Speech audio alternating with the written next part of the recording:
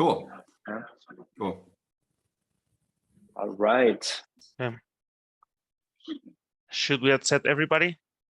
Yeah, let's do it. And then I'll give a quick intro to James. And let's make sure that the people that did not receive the email can receive an email. So send out another blast email with the link real quick. We're good now. Okay.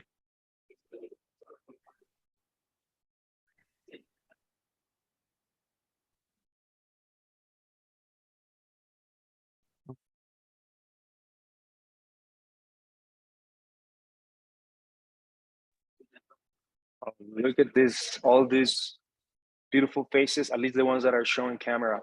I like to see people's on camera, honestly.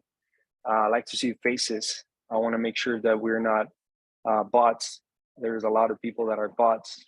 Pretty sure you guys are not bots. But let's make sure that we have cameras on. I'd love to introduce you to the man, James Hodges. He's becoming a one of the guys in the wholesale space that really changes the game.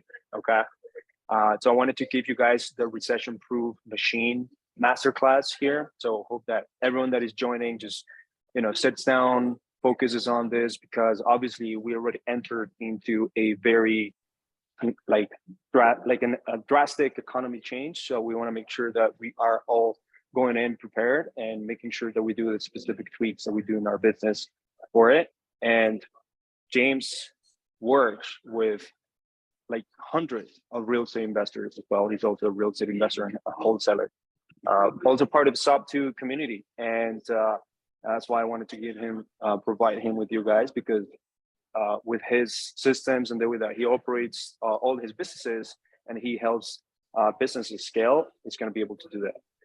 And one thing that he's done is, like, there's a client called Victor and Alex from I Will Buy House. He's the coach of them, and they were doing about $200,000 or so per month when he came in with them. They came in with him, and I think they're right now about hitting like $600,000 per month or over that. But that's one of the clients that we have shared. So I'd like to introduce you guys to James Hodges. What's up, guys? How's everybody doing today? So this is going to be interactive. I'm a needy speaker, so I need you guys to interact with me. So comment in the chat. We'll use the chat as the interaction. Drop a one if you guys are ready for this. Drop a number one in the chat so that we see that you guys are alive. Yeah, there we go. If you guys are in bed, that's okay. If you guys are in the office, that's great. Let's bring and go. Yeah. All right. So Esteban, you mentioned Alex and Victor. They were actually doing like 50K a month when they started with us, and then when they kind of graduated, I think they were doing right around 600,000 a month. And so for those of you who aren't familiar with me, my name's James Hodges. I've been in the real estate investing game for like about 4 or 5 years right now. So my background, like before I got started in real estate investing, I was doing personal training, making next to nothing, started wholesaling, and in my first year did $1.1 million in profit. My first year wholesaling. By the 18-month mark, I did $2 million. And since that point, I've never done less than $100,000 per month. And so now, in addition to my real estate company, I coach over 450 people around the country. And our specialty really is helping investors go from an operator in their business to a business owner. And so that's really our specialty, is taking real estate investors, helping them go from a business operator to a business owner, and the process step by step on how to do that. And so Esteban and I have connected many times. We share multiple clients, and have the utmost respect for him and what he's doing. Now, the topic of this web class is how to recession-proof your business, how to do multiple deals per week, even in a recession. And so I know there's a lot of fear right now going on in the real estate world about the recession and, what are we going to do? What's it going to look like? And so I actually, even though I haven't, like, I didn't live through, or, I lived through it, but I didn't invest in 2008 during that recession. I have lived through a downturn in a real estate market though. And so it was in a microeconomic level, not the macroeconomic level. And so one of the markets that I was investing in heavily in 2018, and 2018, 2000 through 2020. But in 2020, one of the primary markets I was investing in was a market in West Texas. And in West Texas, the primary economic driver in that market is oil and gas. Well, what happened to the oil and gas prices in 2020? At the beginning of 2020, what happened to the oil and gas prices at the beginning of 2020?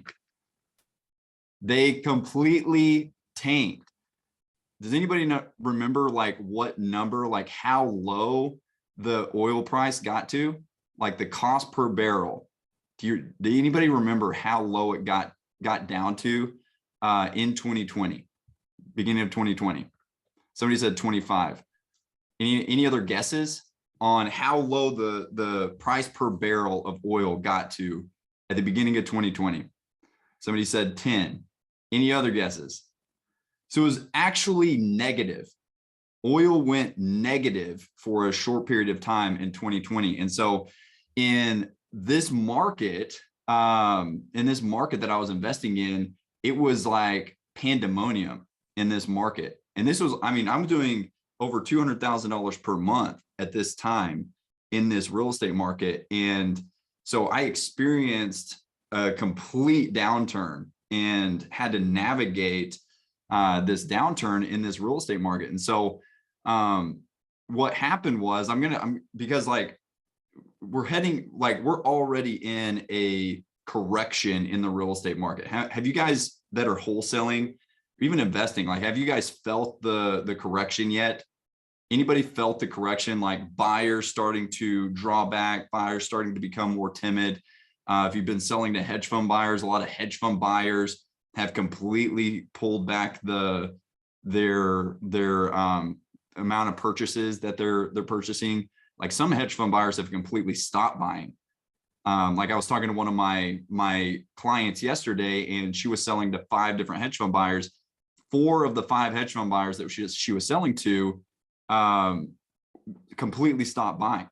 And so like we are already in a correction in the real estate market. And so what do we do during this correction? How do we set our business up? And what do we need to focus on to continue to not only survive, but thrive during this recession? And so I want to share like my experience walking through. It wasn't just a correction. It was a complete downturn in the market I was operating in. So I want to share my experience with that. And then I want to talk about like things that we need to focus on right now to continue to thrive during this recession. And then I want to also give you guys some tips and tactics on how to scale your business to where you're doing multiple deals per week. Is just a like show of hands, is anybody right now closing multiple deals per week in your business to where you're closing 2 or more deals per week on a consistent basis in your business right now? And it's okay if you're not. I just want to see, like, I just want to get a feel of the room. If anybody is. Hard money loans, yes. In the real estate space, wholesaling, flipping, sub-2s, anybody closing multiple deals per week?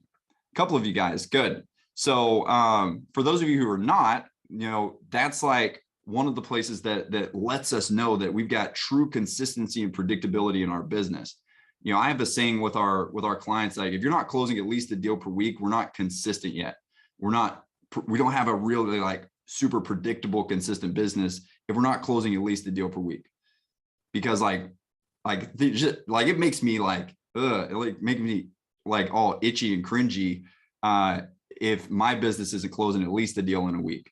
So that's like first milestone. It's like, we got to get to a deal per week.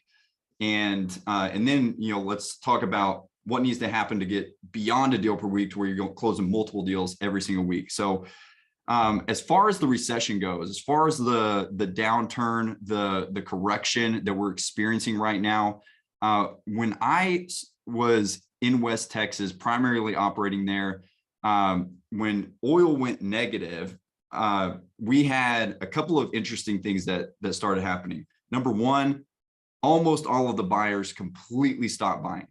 They completely put everything on pause. It wasn't like they just reduced their buying criteria. They completely stopped buying. And so we had to get on the phone and we had to call all of our buyers. Like literally, it was just all out effort, calling our buyers, talking to them, finding out what their buying criteria is. Why are they not buying right now? If they aren't buying, like when do they intend to start buying again? What do they need to see happen to get back into the game? So these are things that we had to do with on the buyer side because the buyers completely stopped. Something else that we had to do on the buyer side and that helped us tremendously is we actually started creating buyers.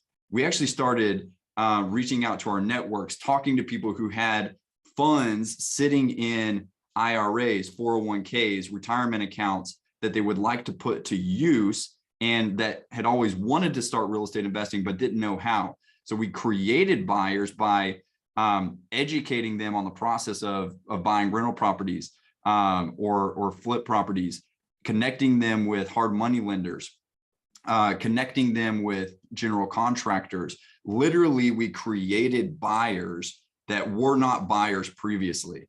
And this was one of the keys to succeeding during that complete downturn in the market at that time is like, all right, our current buyers aren't buying right now.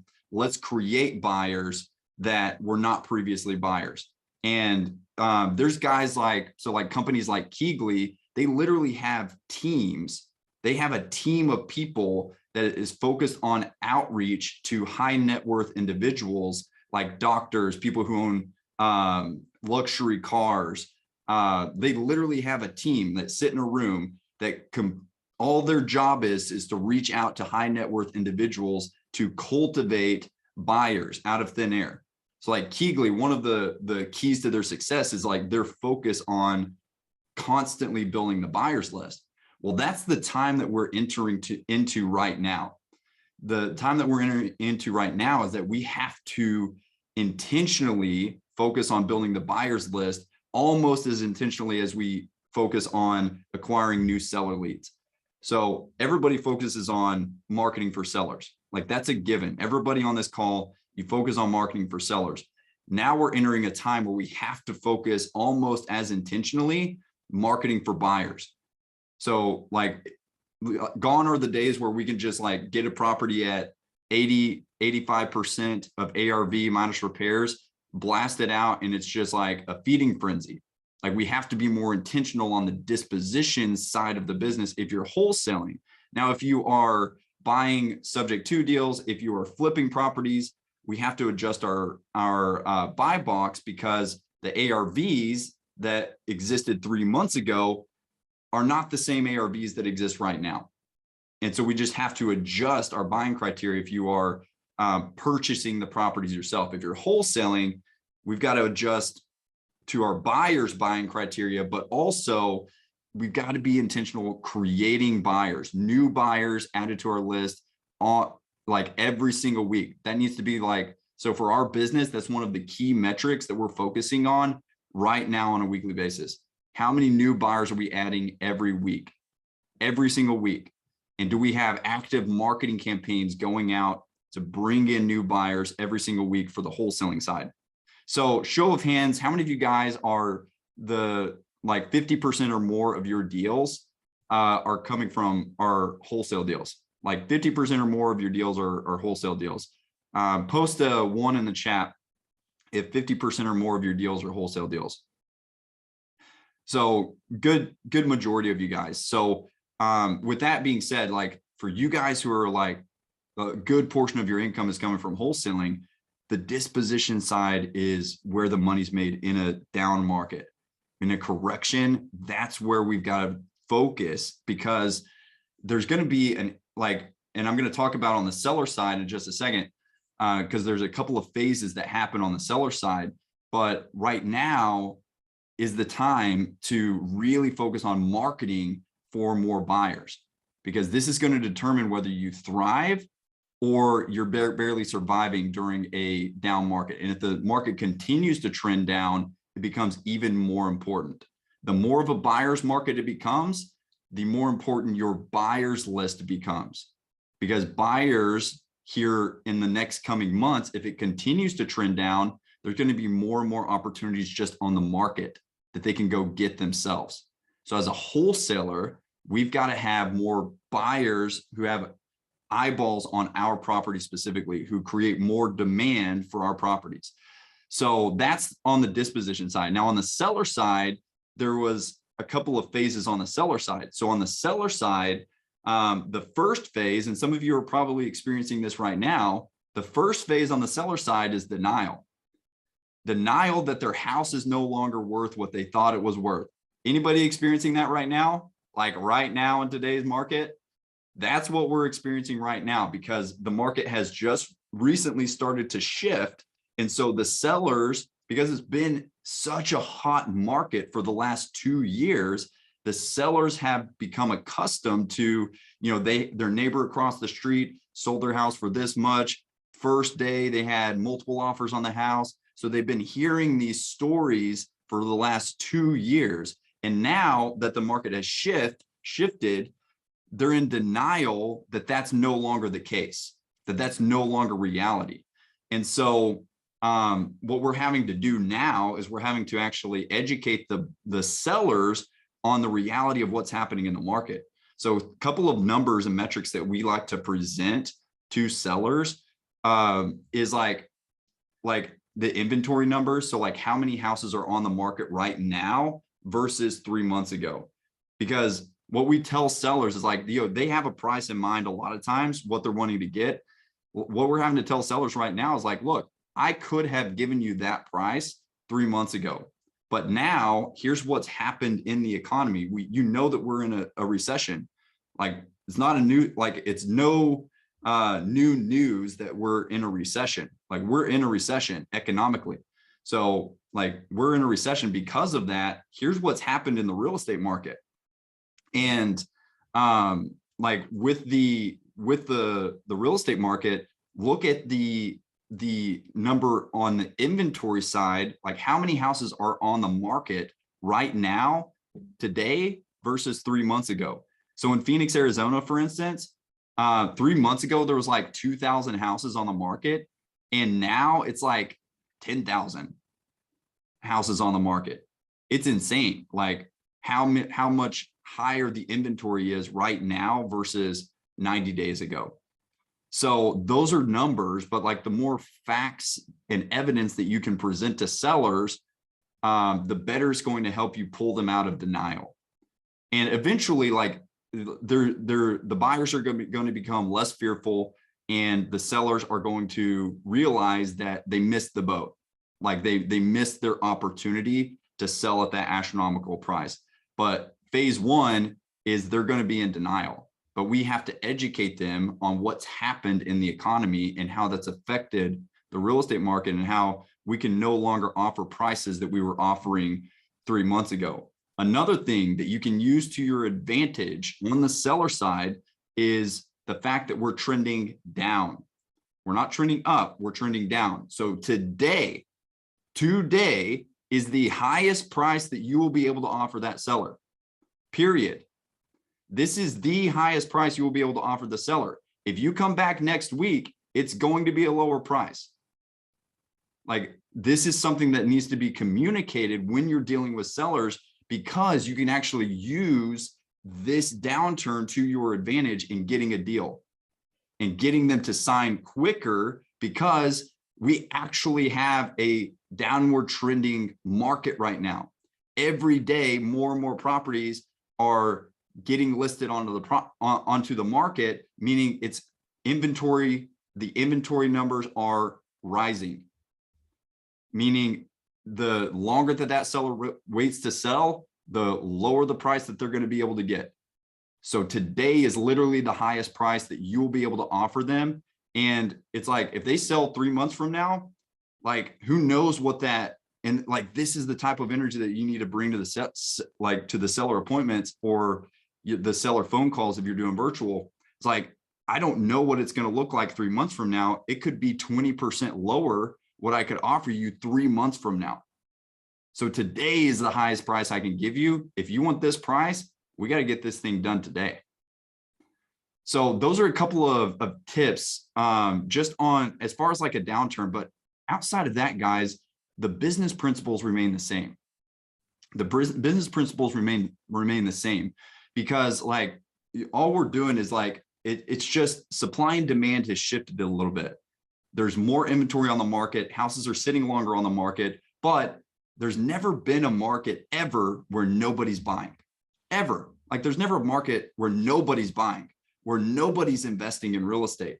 Like I don't know that that's ever existed. Even in a market, like a micro market where the economic driver of that market is oil and gas, even in that market, there were still people buying, even when oil went negative, which is like, I mean, that's like worse than what's going to happen at the macro level across the nation right now. Like it was worse than in that market than what will happen nationwide. Like it won't get that bad. So just know that like outside of like a couple of shifts, it's a couple of tweaks to your processes, to how you're running your numbers, a couple of tweaks to the processes, but you don't have to shift your entire business model. Like I had some clients on one of my calls today. They were like, we're thinking about rebranding. We're thinking about like completely going in a different direction. I'm like, guys, you have stuff that's working right now. You don't have to shift your entire business for fear of the recession. So a couple of tweaks there, but those are the main adjustments that need to be made. Focus more on building your buyers list. You have to have more buyers on your list if you're going to thrive as a wholesaler, because you've got to have so many buyers that there's enough demand, even if the market continues to trend even lower and it becomes a true buyer's market. And then on the seller side, you have to understand that there's going to be a phase of denial. We have to educate them through this phase, but also use this downward trending market to your advantage in getting deals signed quicker. But outside of that, eventually we're going to enter into a phase of the market where buyers have accepted it, sellers have accepted it, and everybody realizes the real estate market is not what it used to be 6 months ago, 12 months ago. It's just during this transitionary phase that we've got to really like be intentional on these adjustments. So does that make sense, everybody? Like those adjustments, those things that happen during a downturn, does that make sense? Because it shouldn't be like super scary. We just have to adjust. We have to pivot with the time.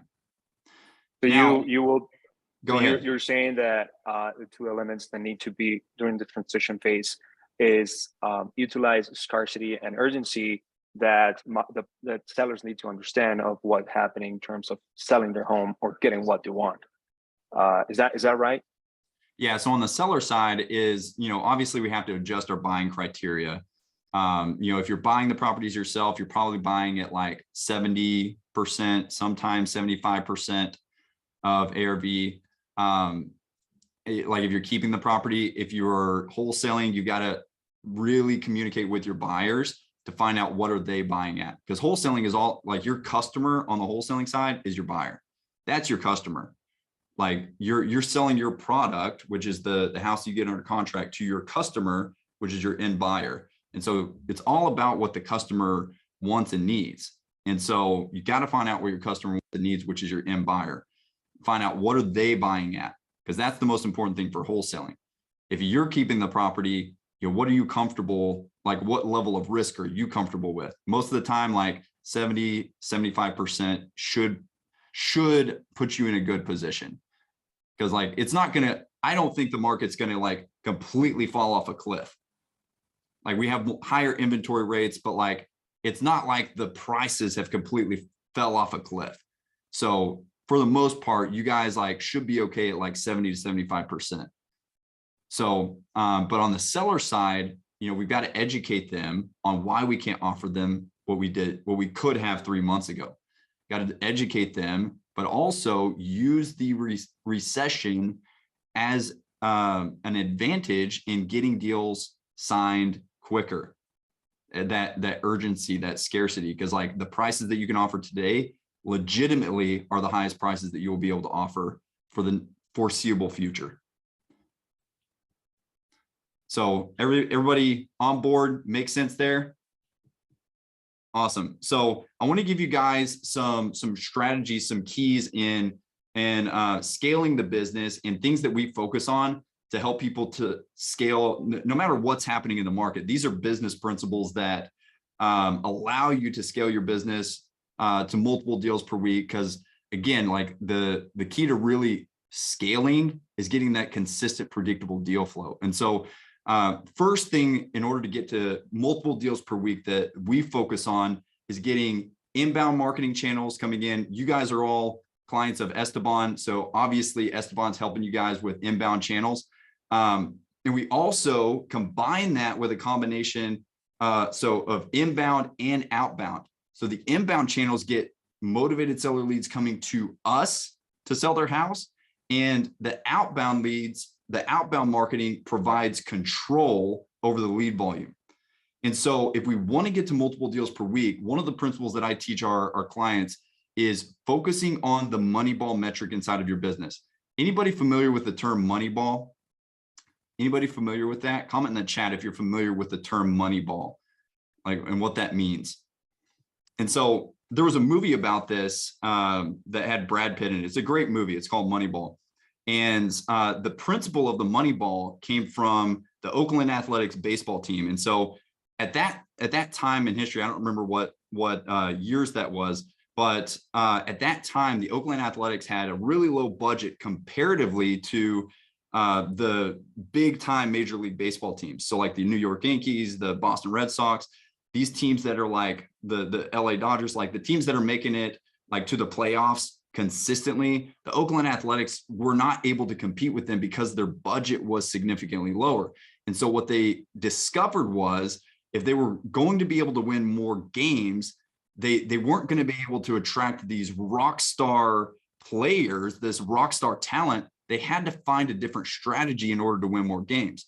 And so what they realized was that if they could just focus on getting on base more times, then they could actually win more games. So they changed their entire strategy to just getting on base more frequently. So now, instead of trying to recruit these rock stars, which they didn't have the budget for, they focused on recruiting base hitters. Like, who are the people that have the highest on base, like, batting percentages? And they changed their entire strategy, and it completely turned around this baseball team. And so inside of business, there is a Moneyball metric that is like the primary metric that we can focus on in our business to create consistent deal flow and revenue for the company. And so for a wholesaling flipping company, the primary metric, the Moneyball metric for a wholesaling or flipping company is attended appointments per week. How many appointments do you need to attend every single week in order to hit your deals closed target or your revenue target? So if you're trying to hit $100,000 per month, how many appointments every single week do you need to attend in order to close the number of deals that will produce $100,000 per month?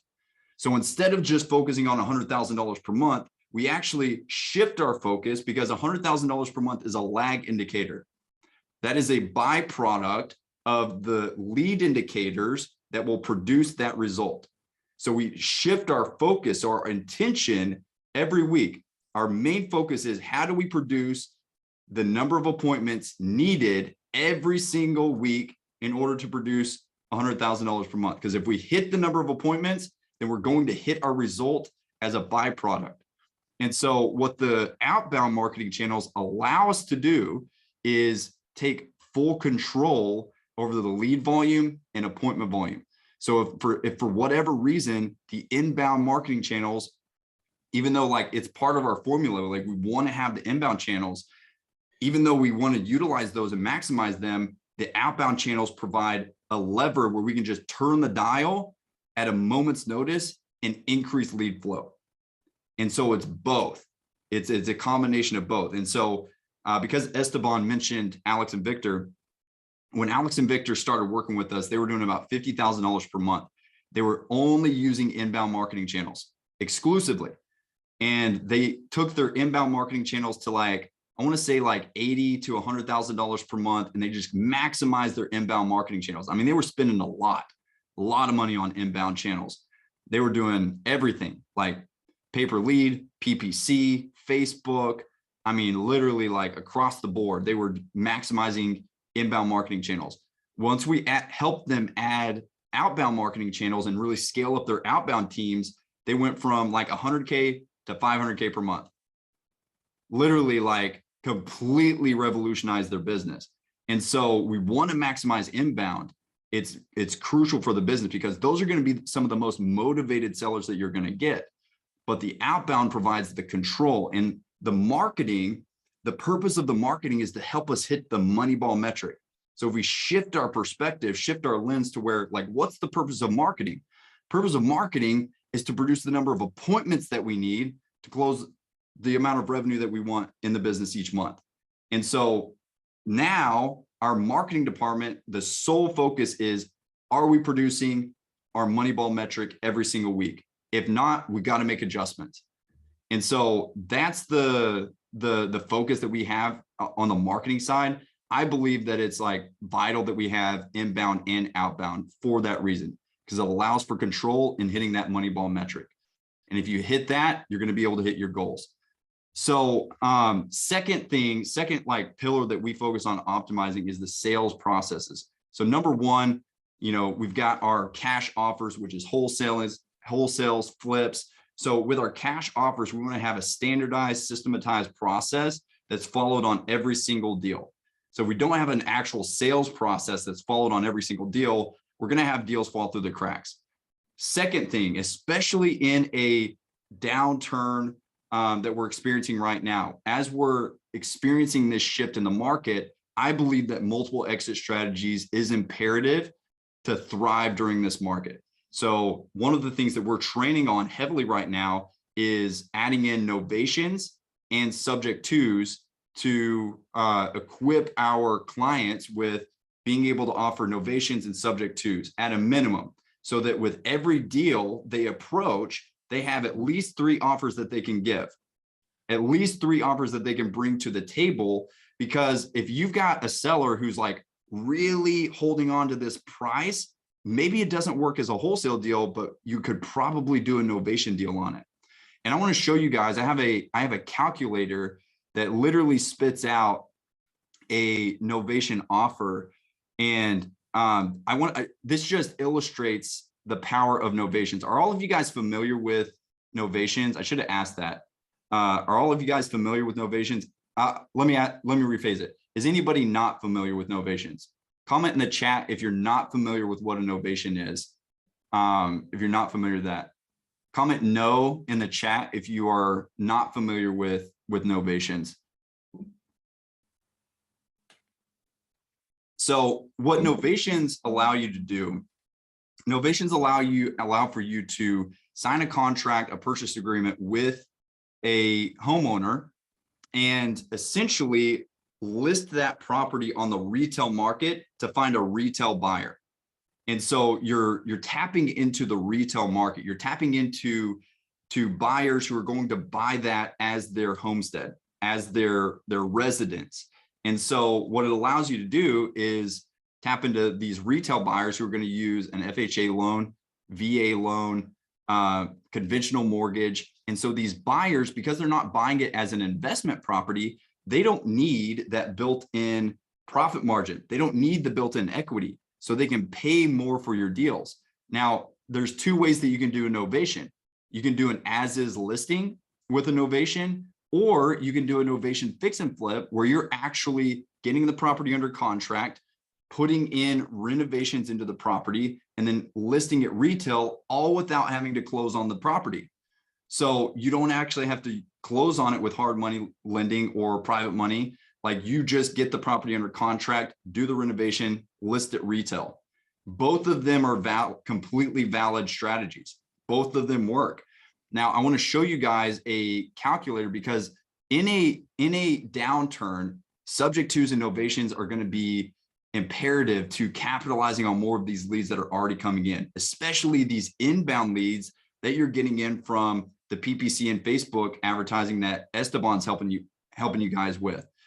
One of my clients, or like most of my clients who are doing inbound strategies, the ones who are doing the best, the ones who are seeing the highest return on investment, all utilize multiple exit strategies, period, across the board. The ones that are seeing an 8, 9x return on investment from their marketing or more are utilizing multiple exit strategies. So this is just a simple calculator that shows you the power of a novation compared to a wholesale deal.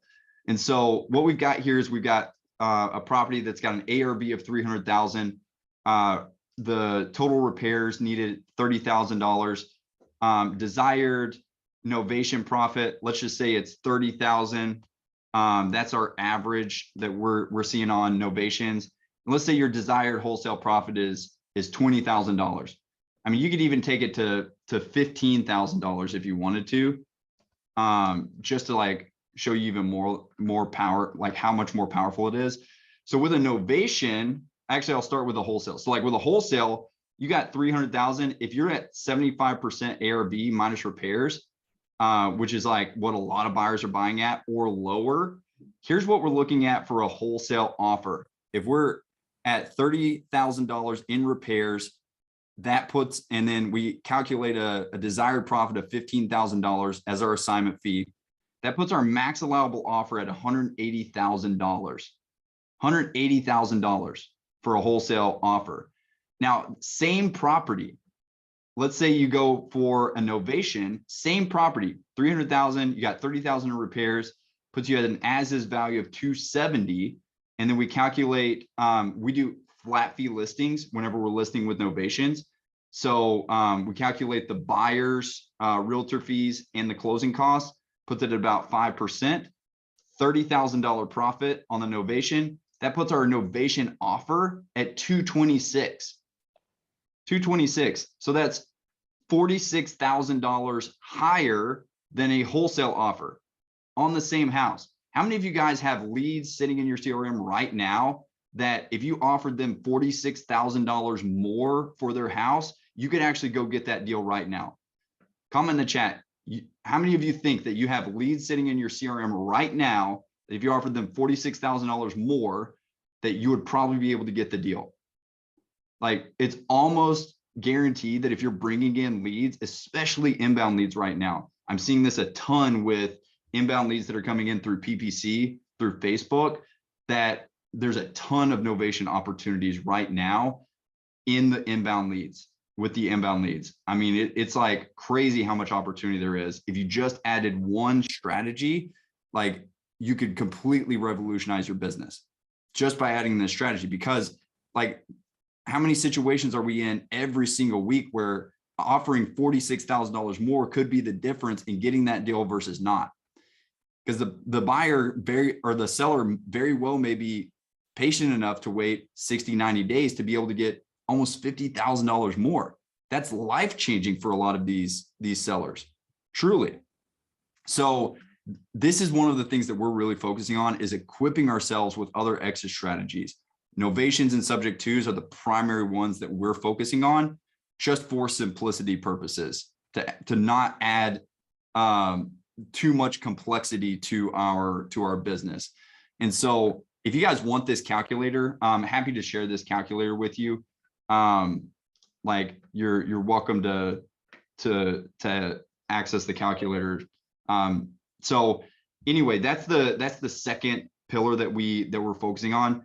Everybody understand, like, everybody's seeing like how just adding those other exit strategies can help you increase your deal flow, especially right now, as like sellers are still hanging on to these other prices, but you can't offer them the same price that you used to. But with a novation, it allows you to at least offer them a higher price, closer to what they are probably asking for. Because if that seller was asking for $215 and you come in with a $180,000 offer, you may not get the deal. But if you're able to offer them $215 with a novation, you get the deal, plus you're able to probably make $40,000 on that novation deal that would not have been a wholesale deal. So it's pretty incredible just adding in these other extra strategies. Now, the third thing that if you're wanting to scale to multiple deals per week, now it doesn't matter what's happening in the economy. This is just a business principle. If you are sitting in a production role in your company right now, you're in one of the it's like a dangerous position in your company. Like, I truly believe that if we are sitting in a production role, meaning you're the one speaking to sellers, you're the one speaking to buyers, like you're the one having to do the negotiations and sign the contracts, then I believe that's one of the most dangerous positions that you can be in, because you are the single point of failure in the business. A lot of people may not agree with this. I've scaled multiple companies to multiple 7 figures, and this is one of the strategies that I've applied to be able to do that. And so if you are in the production role, that means that you are the single point of failure. It means your business is resting on you. If you take a vacation, if you get sick, if you have to have an emergency trip for whatever reason, boom, your business goes down. Your business is down. Like, I just took a week-long trip to Scotland, and my business kept running. Both of them kept running because I'm not in the production seats inside of my business. And so I take all of our clients through what I call a scaling sequence. It is a process in which we are able to scale ourselves out of the operation seats inside of the company. And so there's actually power in numbers if you do it the right way. If you do it the right way. I truly believe that the most dangerous position inside of a company is you being in the production role, you being in the production seat. Nobody has truly scaled a great company sitting in the production role as an owner. If you want to get to a place where you're an owner and you have a company that can run, like you go to Mexico and take a vacation and your business is still getting deals under contract. If you want to create that, we've got to add team members to our business. And so I want to share with you guys just a quick scaling sequence on how we scale teams, like at least the core team of getting you out of the frontline operating seats. And so this is going to be, so like first we've got lead generation.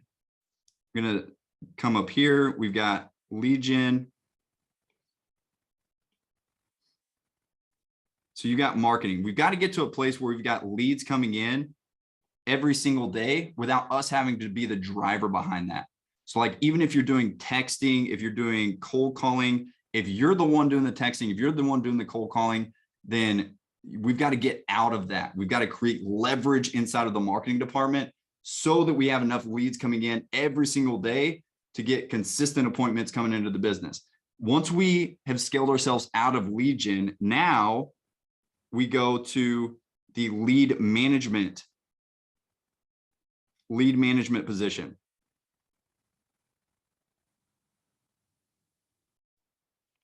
So a lead manager allows you to have leads coming in and appointments being scheduled and follow-up being done without you having to do the work.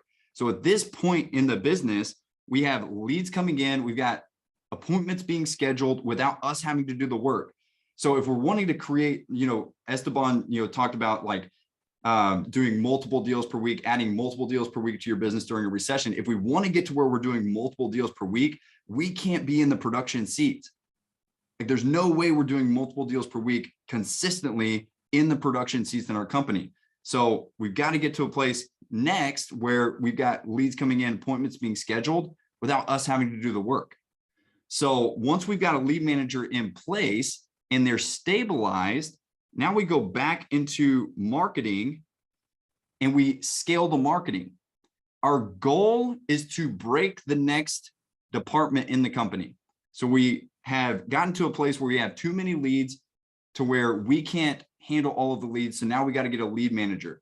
So we've broken the lead management department. We've forced ourselves to get a lead manager in place. We forced ourselves out of that position by scaling the volume on our lead generation to a place where we can't handle all the leads coming in.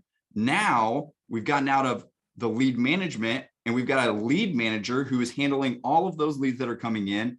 who's doing the follow-up, who's scheduling the appointments for us. So now our capacity has increased. This making sense, guys? You're out of the lead management. You got somebody handling all the leads that are coming in. All the leads that are coming in are held accountable for. Now that increases your capacity so you can go focus on closing more deals. So now we're able to scale the marketing, able to scale the marketing budget. Now, scale marketing. Our goal now is to have too many appointments being scheduled to where we cannot handle it efficiently.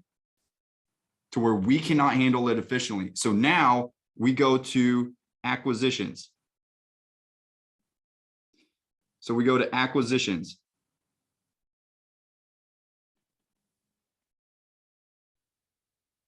And we've got to get ourselves out of the acquisition seat because we got too many appointments coming in. And usually the milestone that I'm looking at with acquisitions, as far as like getting somebody out, if you're closing 3 to 4 deals per month, you need to get out of the acquisition seat more than likely, because that's a high enough volume to where you're freaking busy. Like if you're closing 3 to 4 deals per month consistently, you're busy wearing all of those hats, and you're doing the acquisitions. That's busy. So you've also got enough consistency to where you've got enough opportunity for an acquisition rep to make a living. So we get an acquisition rep in there, stabilize them. Now we have even more capacity because we have a full-time acquisition rep whose sole focus is going out and getting seller contracts for your company. You, as a business owner, are accountable for a million different things in the company. You're accountable for all of the departments. And now you've got an acquisition rep who's accountable for one thing, going out and getting contracts. That increases your company's capacity to where you can go into marketing, increase the budget again, scale the marketing again, scale your ad spend, scale your cold calling team, scale your SMS team. And now we go into Dispo.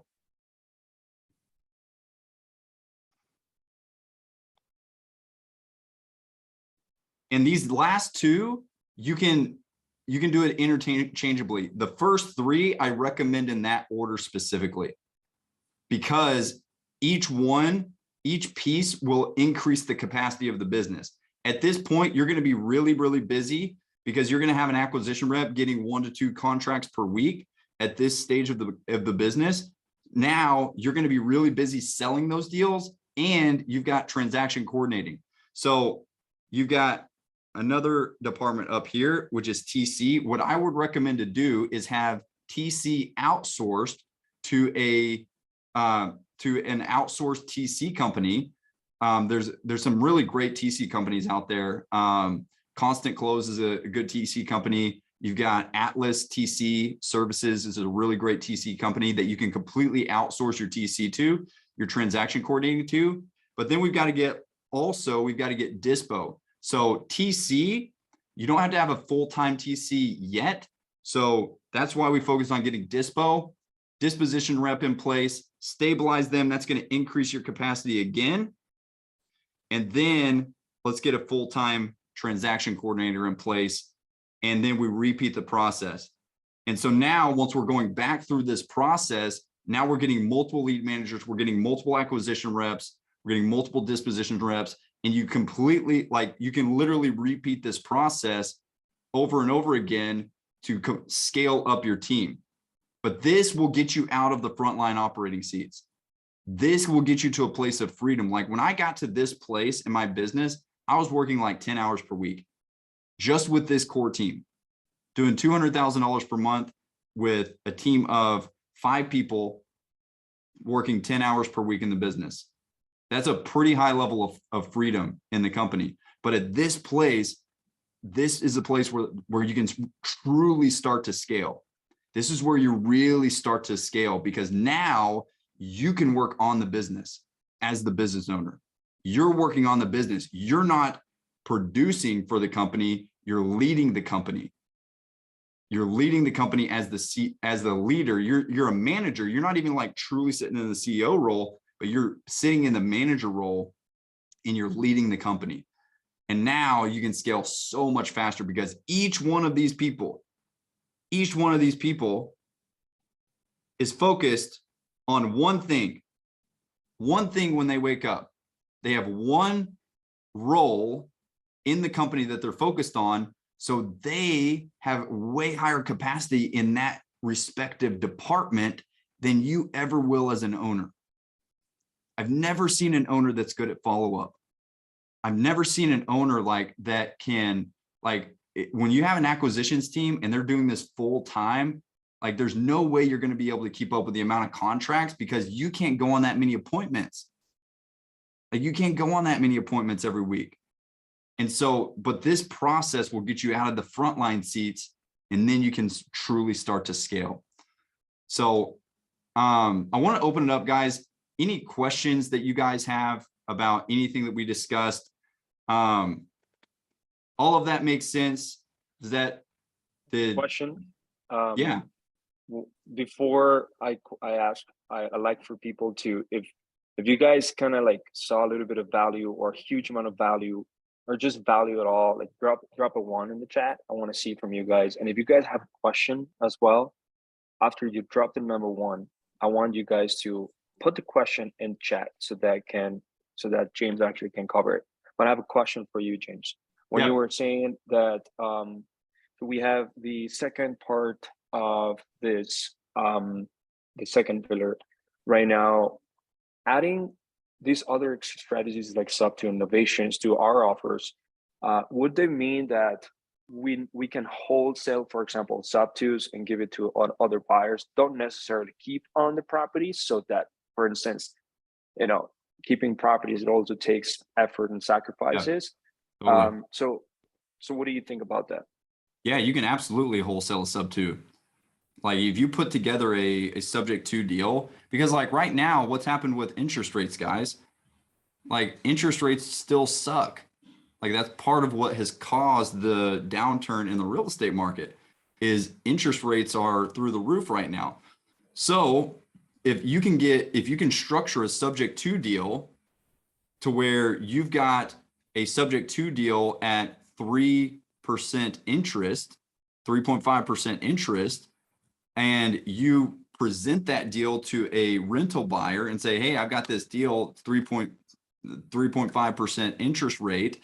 Here's what the PITI is, the principal, interest, taxes, insurance payment is. Here's what your potential cash flow is as rental prices have increased. If you present a great deal that's already structured like that to a rental buyer, do you think that they might pay $10,000 to get access to 3.5% interest rates? It's like, heck yeah, they would. I would. If I'm buying an Airbnb property and somebody presented that to me, I'd pay $10,000 for that all day long. So absolutely, you can wholesale subject to deals. And you can also, guys, with subject twos, you can also do what's called a subject to flip or a subtail, to where you get the property under contract. I just did this on one of my recent deals. Got the property under contract subject to. I put $15,000 into the property, listed the property. We'll make bare minimum $100,000 on that deal. Subtail. The seller was in a distressed situation. They needed to get the property out of their name because they were about to have a bankruptcy lien filed against the property. And so we did a subject to out of the seller's name. And so ownership transferred to us. We put in $15,000 into the property in repairs and then listed the property retail on the market. So you can also do that with subject to deals as well.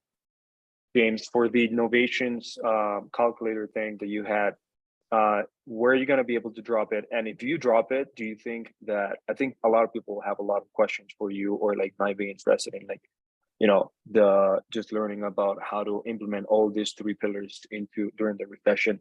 Yeah. Can you also include in that document, if you can, or whatever document, a link to how people can reach you? Yeah, for sure. I tell you what, guys, if you want the novation, or if you want to like like if you want the novation, send an email to hello@reigamechangers.com.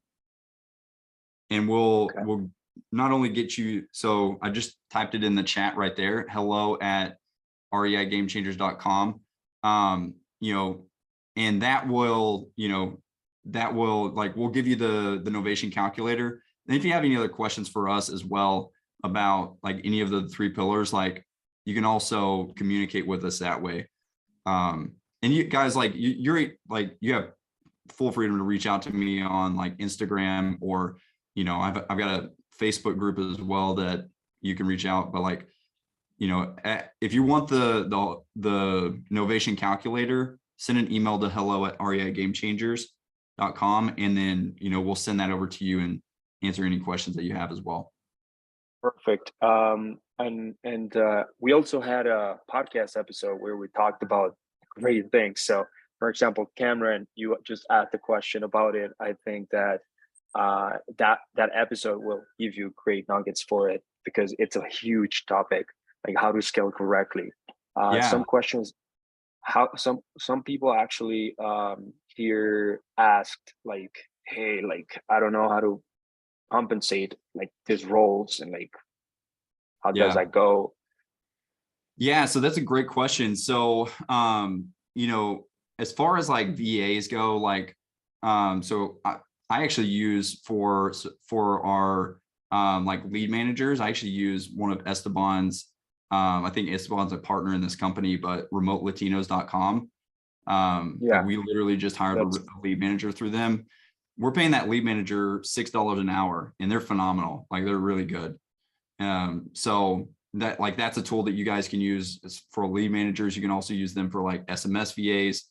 SMS VAs are going to be like $5 an hour, $6 an hour, maybe, if they're like really, really good. But you can get a lead manager for $6 an hour and pay them that.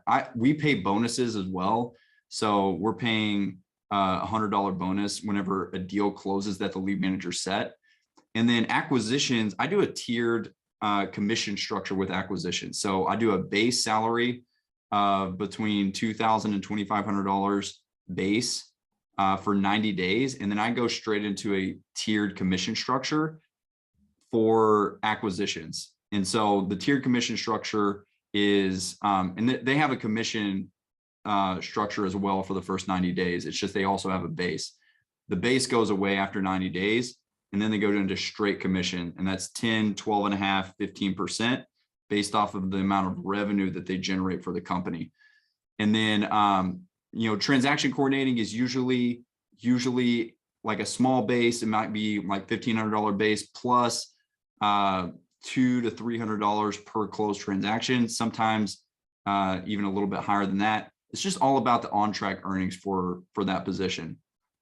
And then dispositions is similar to acquisitions, but smaller commission percentages, because dispositions is not nearly as challenging as acquisitions is. And so dispositions is usually a 5, 6, 7% commission structure. Like some people do like a 6, 7, 8% as well, but like I wouldn't pay any more than 8% for dispositions.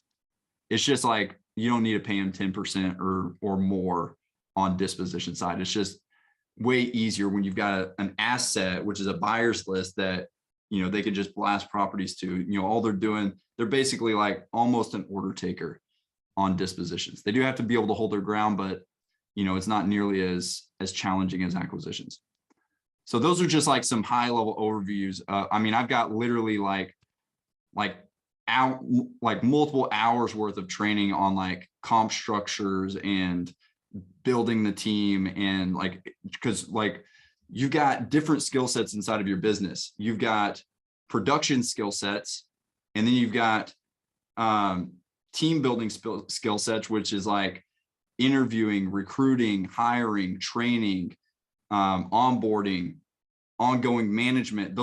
That's a completely different set of skills that you have to acquire. And so it's not the same skills as just producing. And so this is why so many entrepreneurs stay stuck, is because what like the habits, the routines that got you here oftentimes will prevent you from getting to the next level. And so like, because at the next level, like if you're trying to go to the next level, you can't be a producer. Like you're not a producer. You have to transition into a manager leader and not sit in the production roles. If you continually have the mindset of a producer, that will prevent you from getting to the next level. And so it's a different set of skills that's required to level up to that next level. Any other questions, guys?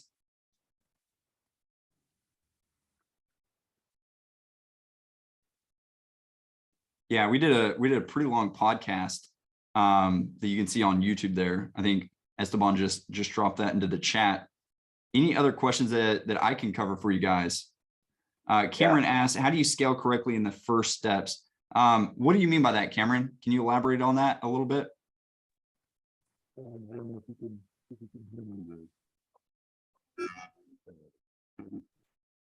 When you're starting out and you're starting to get some money flowing in, how do you scale in a way where it's like you don't just start putting a bunch of money in and then burn out of the money because it didn't produce fast enough, kind of thing?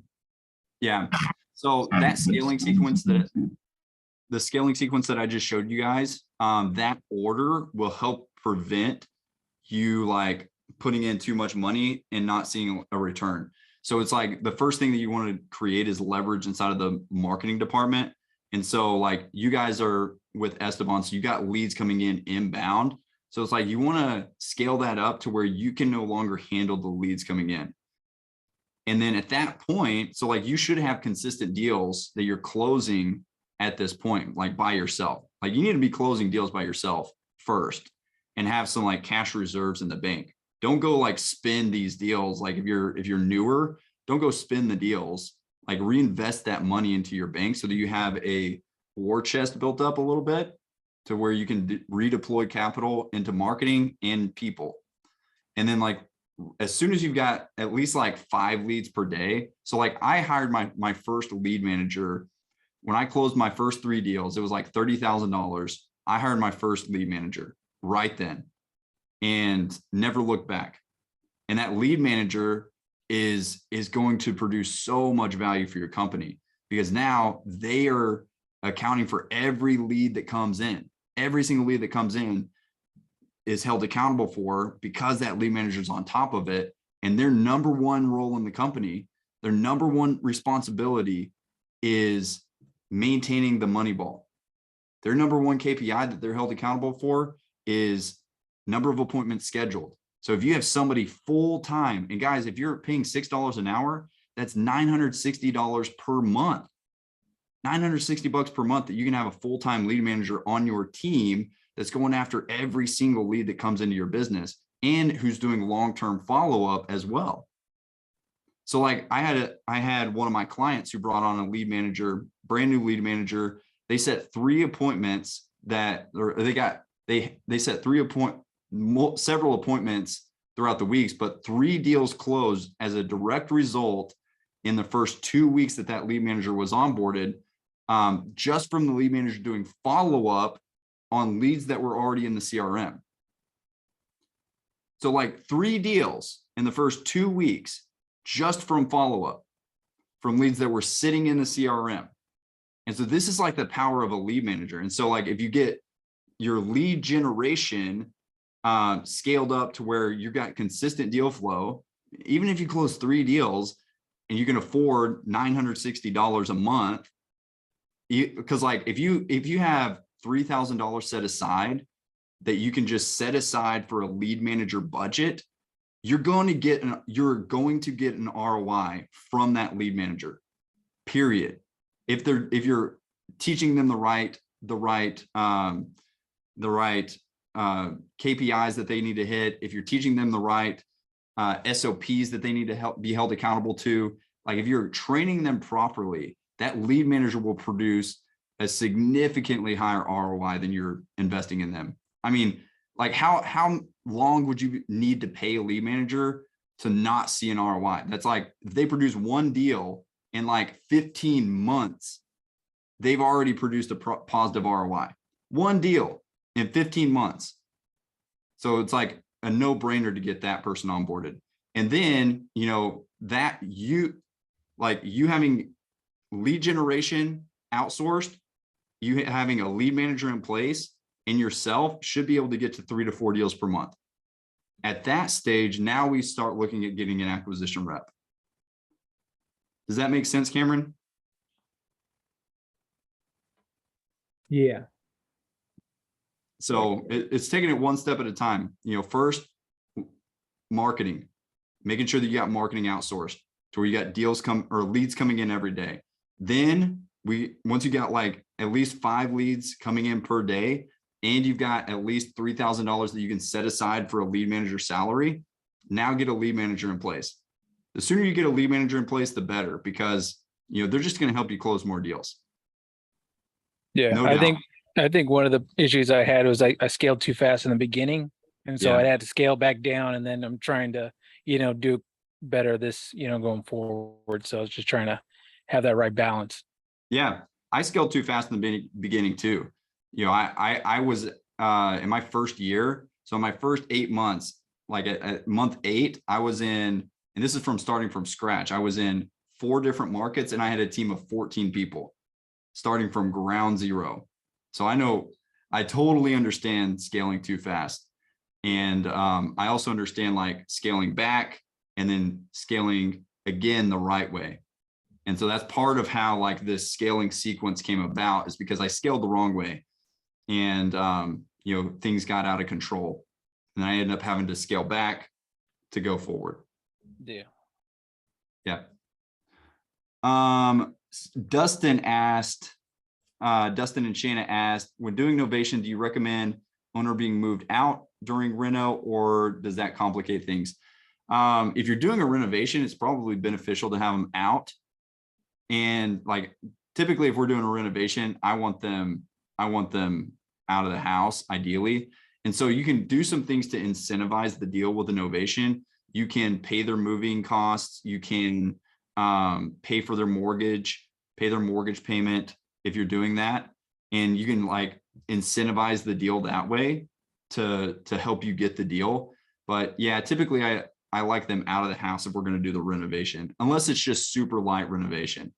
Unless it's like a paint and carpet, and you know, then they might be able to stay in the house, but I usually like them out of the house if you're doing renovation. But you can do an as-is novation, an as-is listing for a novation. And in that case, like, you don't have to have them out of the house. You would just want to communicate. It's like, hey, you know, we're just going to need access to the house because I'm going to need to show the property. I'm going to take care of everything. I'm doing the listing. I will be talking to the buyers. I'm going to take care of everything, but we do need access to the house. So if it's owner occupied, you can absolutely do an as-is listing. In that case, you just want to make sure that it's priced appropriately if you're doing that. Yeah. Any other questions, guys? Can we do novations without your own money? Don asked. Yeah, novations, you don't technically have to put any money down. Yeah, novations, that's kind of like the point of a novation, is that you don't have to close on the property with a novation. And you could use a private money lender for just the renovation costs as well. Now, in that case, you know, they're not going to have first position on the property. They're not going to be a first position lien holder on the property. They would be like a second position lien holder.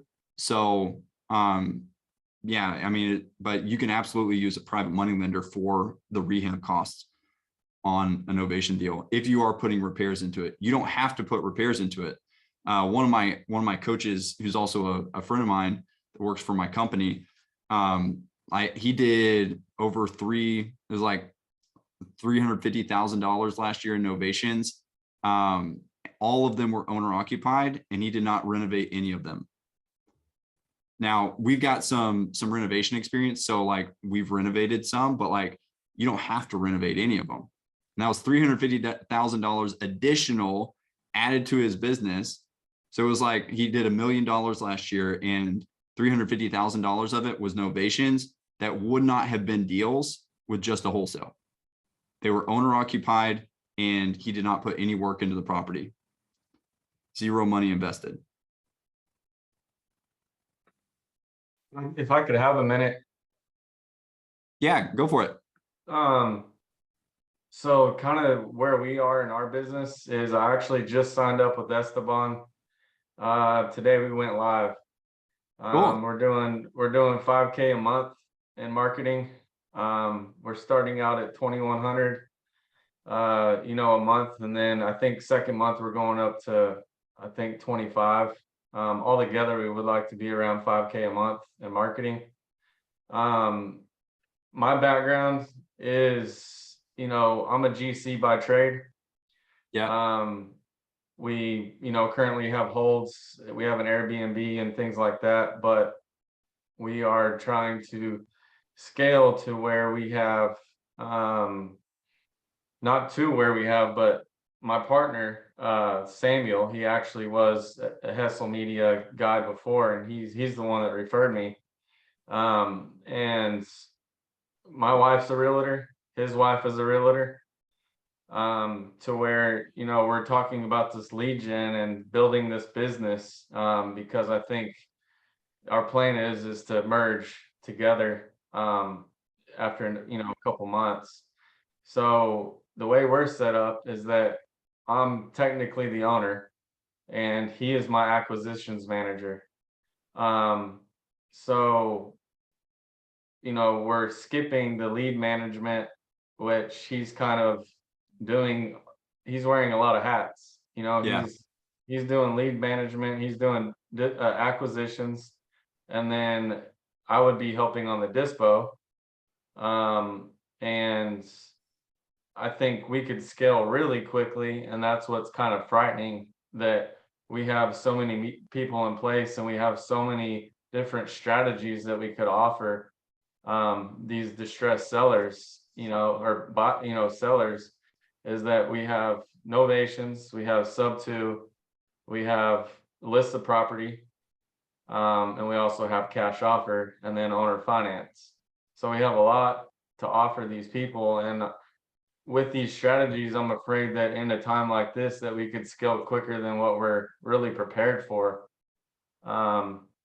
So just your word of advice, if and when we do merge, we should probably implement this system before we go full-fledged, because it could be a lot going on at once, and we could essentially lose money because we're not nurturing our leads, right? Yeah. So I want to, before diving into your question on that, I want to give you a principle that one of my mentors gave me. And so when I was in that place where, because I did scale too fast, and it almost completely sank my business. And so at that stage of my business, I hired a mentor.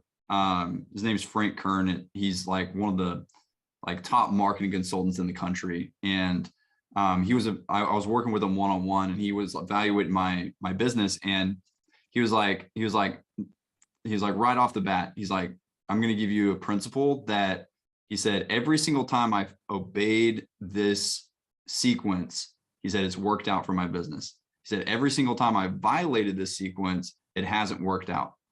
He said, there's a sequence to scaling a business, and there's 3 phases to it. Phase number 1 is stabilize. So it's like, you've got to get consistency, with one thing. Get consistent with one thing, one market. And I use at least 2 marketing channels starting off, but it's the more that you can simplify in the beginning and create stabilization within your company, it's just going to set the foundation that you can then build on. And so it's phase number 1 is just stabilize consistent processes to where you've got leads coming in, you're converting those leads into appointments, you're converting those appointments into signed contracts, and then you're selling those deals, you're monetizing those deals. So stabilize, and because you mentioned 5 different exit strategies, it's dude, I would do 1 in the beginning. or two at most. It's like maybe just do wholesaling and novations at the beginning. What That way about you just, listing the like, properties with our, the wives as realtors? yeah, you could do that as well, because you're gonna have leads that just don't make sense. Yeah. Like they're just wanting retail price, and the only option is to list it. And so it's like maybe you have those three, but I'm talking like on the investing side, because like you would, if you start like acquiring these properties with creative finance, with subject tos, and holding them, now you've created a property management division that has to be handled. And like operationally, you're going to be able to run so much faster if you just focus on like getting your transaction volume up, getting your revenue up, getting out of the operation seats, and then focus, because the property management is almost a business in itself. It will become a business really quickly, and it'll add a lot of stress, unless you've just got like your wife or somebody who's managing that. But if your wife is like managing the retail listings, like just focus on like the quick in and out, get your revenue up, get your team in place, and get out of the frontline seats. Now your bandwidth is freed up, and you've got high cash flow that gives you options. Because like you can scale, like if you want to scale quickly, like get your business to where you're doing 100K per month and you're out of the frontline seats, and then go start like acquiring a crap ton of properties. But now you'll have the bandwidth to say, all right, I'm going to get a couple of or a property manager in place, and they're going to handle that property management side. Because I mean, I'm not a wholesaler. I don't want to be a wholesaler. Okay. Nothing Cool. against wholesalers, but I want to build a business to where I have fast money, slow money, and the medium money. That's my goal. So, and this is helping me get to where I want to be. Yeah. Because we already hold investments, and I don't want to stop doing that. And that's really why I signed up with Esteban, is because I wanted to knock out the wholesaler, collect all the equity. I have that equity position, and now I cash flow exponentially each month, and I can retire sooner than most. That's kind of where I'm going. Okay. So I assumed like that you didn't already have the holding side. So apologize for the assumption, but yeah, I mean, if you've already got systems in place for the holds, then go for it. I mean, we have holds 6 hours away from us that we lived before, and we just self-manage. But yeah, that's a whole nother rabbit hole right there. So yeah. Cool. But no, I appreciate your answers. So okay, appreciate it. Yeah.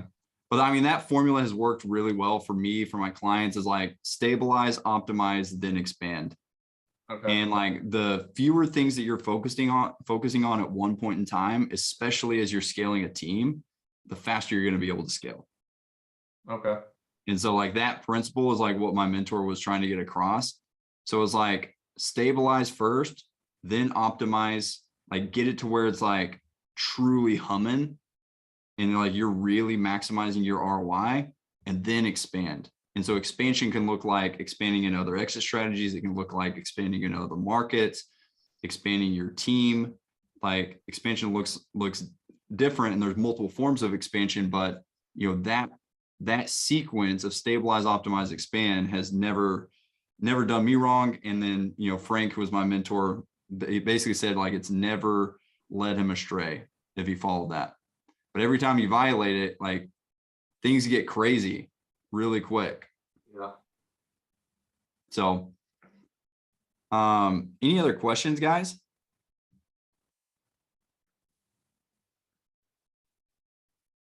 I think that was good, man. Cool. Drop 100 if you guys thought this was like very worth it for your time. 100. There you go, 1,000. 10,000. Awesome, guys. I appreciate it. Over 9,000, like Vegeta. Hopefully you got value out of that. Your time is your most valuable resource that you have. And, I appreciate you investing your most valuable resource tonight. So I hope that you got a good return on your time invested. And, you know, guys, connect with me on Instagram. My Instagram is James F. Hodges on Instagram. It's a brand new account. Disclaimer, my old account got deactivated somehow. Like somebody somehow got deactivated, but it's a brand new account. So I don't have like a ton of stuff on it yet. It's like a couple of weeks old. So, but James F. Hodges on Instagram. I've also got a Facebook group that, you know, I do trainings regularly in. It's REI Game Changers for wholesalers and house flippers. So you can join our Facebook group, interact with me on there. And then if you want that novations calculator, guys, you can send an email to hello@reigamechangers.com. And happy to send that over to you. If you have any other questions, you can shoot it to hello@reigamechangers.com. But yeah, thanks so much for having me, guys. Really appreciate it. Quick thing before I go, Connor. So, okay. There's a huge difference between Pays Morvie and Game Changers. So I believe, in my opinion, from what I've seen, Game Changers focuses on helping you to scale and really run it as a business. And Pays Morvie sub 2 gives you those different skill sets and exit strategies and different marketing ways of actually acquiring creative financing properties. It's a great community. All right. It's a great community. But for business models, it's Game Changers. Yeah. That's what it is. Yeah, we're completely different than Pace, like like night and day different. Like there's hardly any similarities on like our programs outside of like, you know, Pace teaches how to do like obviously like Pace's main focus is creative financing and teaching you like a ton of different creative financing strategies. And like Pace is great. I went through Pace's program, like Esteban's in Pace's program. It's incredible on like teaching you all the different facets of creative finance. Our company, REI Game Changers, is our focus is scaling businesses. And so like we work heavily one-on-one with people. Like we build customized business growth plans for people, help you determine like which marketing channels to use, how to implement those marketing channels, how to scale outbound teams, radio advertising, like all kinds of marketing channels, and then also like putting the team members in place. You know, we also teach novations, subject twos, things like that. So yeah, so like we're in the business of helping people scale. And like the first milestone that we shoot for clients that we work with is 1 deal per week. Like that's the first like success milestone that we shoot for. And then from there it's 2 deals per week, but putting the team in place. So like we're helping operators become business owners. You know, that's what we're in the business of. So it's a completely different structure, but that's a good question. And I love Pace. Like Pace is amazing. He's a friend of mine. His program is focused on creative financing, all the different facets of creative finance. So like Dustin, if you want more info on that, you can reach out to me directly or send an email to hello@REI Game Changers if you want more info on that. But yeah, good question there. Whoever asked that question, I think it was Connor, asked the question. All right, guys, I got to run. Thanks again for having me. Again, hopefully you got value out of this. I had a lot of fun jamming with you guys tonight. Reach out to me if you have any questions. Would love to connect with you guys more. So you can reach out to me on Instagram, James F. Hodges, or that email, hello@reigamechangers.com.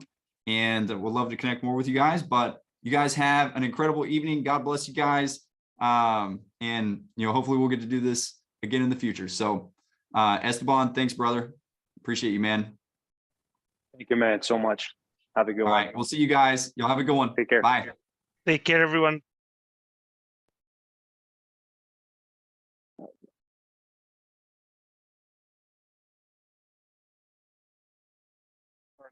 You there?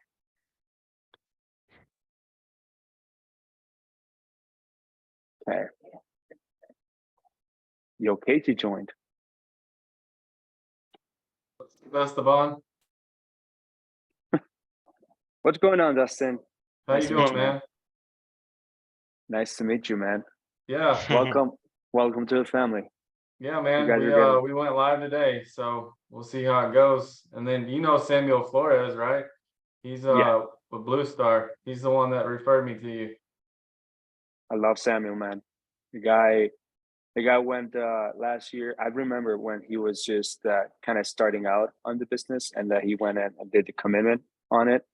And I'm glad that he's back, with you. So Yeah. Well, we're looking to merge within the next couple months. yeah, We're gonna see how this plays out together, working together. But we just locked up a 50% deal in New Braunfels, Texas, not with the marketing, but we just locked it up before we even did anything. So we got that one under the belt. So I'm hoping, man, that we didn't go overboard with the amount of markets that we're going in. Because we picked 13 cities in Texas, but I wanted my cost per lead to be cheaper, yeah, 100%. I understand. So we'll test it out, test the waters out, see how it goes. Yeah, man. But we're looking forward to it. Who is your account manager? What's that? Who's your client success Athy. manager? Athy. Gotcha. Yeah. All right. That's good. We have here Carlos. He's another one, client success manager, and we got Paula as well. Okay. She is an ops manager, but yeah, welcome to the team and everyone. Hey, Connor, you gotta move to Florida real soon. You keep saying that you're gonna move, but man, the hell are you doing? Well, you got me a deal where I'm making 100 G's on it. So I think that's my Florida money. I have to go put the eviction notice on the door in the morning. Hopefully I don't get killed. So, could be the last time you guys see me. But, you gotta do what you gotta do. Well, there was just a post about that the other day where a guy out in Florida died, putting an eviction letter on the guy. Oh shit! So you should probably let law enforcement handle that. He's in Ohio, so he'll probably just be thrown in the river or something. And them rednecks are crazy. Yeah, I mean, it's out there, but we'll see. So, I'll post an update in the group tomorrow, let you know if I was shot or not. And if I was shot, I'll tell you where to send the flowers to.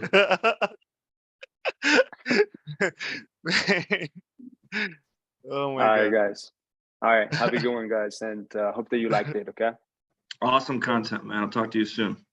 take care, man. Bye bye.